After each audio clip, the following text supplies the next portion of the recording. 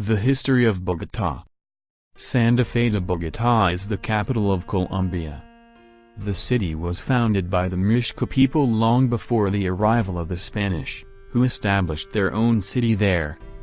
An important city during the colonial era, it was the seat of the Viceroy of New Granada. After independence, Bogota was the capital of first the Republic of New Granada and then Colombia. The city has occupied a central place in Colombia's long and turbulent history. Before the arrival of the Spanish into the region, the Muisca people lived on the plateau where modern-day Bogota is located. The Muisca capital was a prosperous town called Muisca.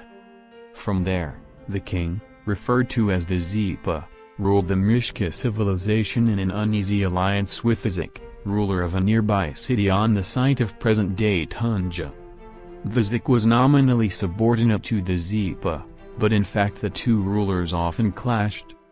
At the time of the arrival of the Spanish in 1537 in the form of the Gonzalo Jimenez de Quesada expedition, the Zipa of Muisca was named Bogota and the Zik was Tunja. Both men would give their names to the cities the Spanish founded on the ruins of their homes.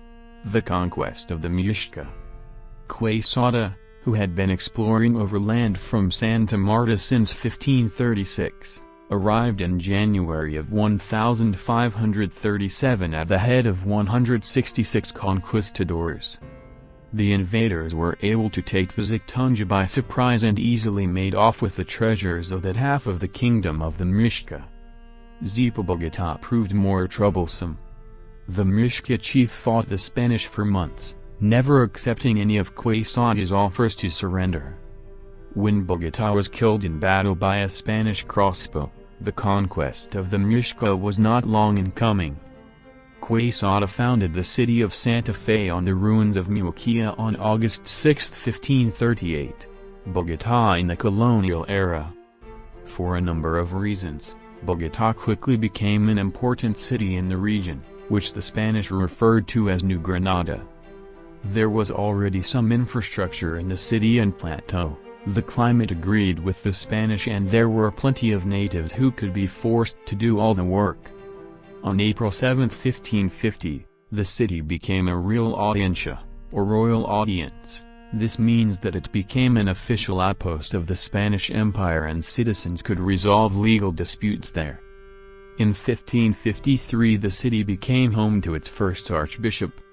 In 1717, New Granada, and Bogota in particular, had grown enough that it was named a viceroyalty, putting it on a par with Peru and Mexico. This was a big deal, as the viceroy acted with all of the authority of the king himself and could make very important decisions alone without consulting Spain, independence and the PATRIA BOBA.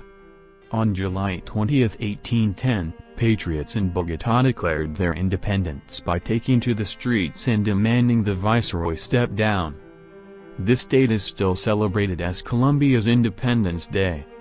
For the next 5 years or so, Creole patriots fought mainly among themselves, giving the era its nickname Patria Boba, or Foolish Homeland. Bogota was retaken by the Spanish and a new viceroy was installed, who initiated a reign of terror, tracking down and executing suspected patriots. Among them was Policarpus Alvarado, a young woman who passed information to the patriots. She was captured and executed in Bogota in November 1817. Bogota remained in Spanish hands until 1819, when Simon Bolivar and Francisco de Paula Santander liberated the city following the decisive Battle of Boyacá, Bolivar and Gran, Colombia. Following liberation in 1819, Creoles set up a government for the Republic of Colombia. It would later be known as Gran Colombia to distinguish it politically from present-day Colombia. The capital moved from Angostura to Cúcuta and, in 1821, to Bogota. The nation included present-day Colombia, Venezuela, Panama and Ecuador.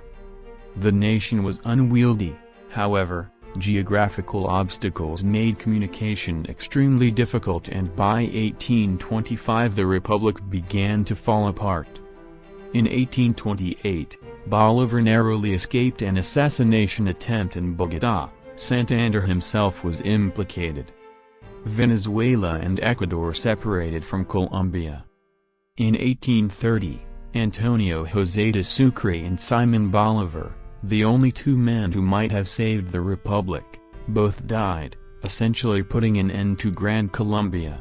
Thank you for watching. If you like our videos, please hit like button to support our channel. And subscribe to our channel to see further new video that we will upload every day. Also don't forget to like our Facebook page, The City. Please have a nice day.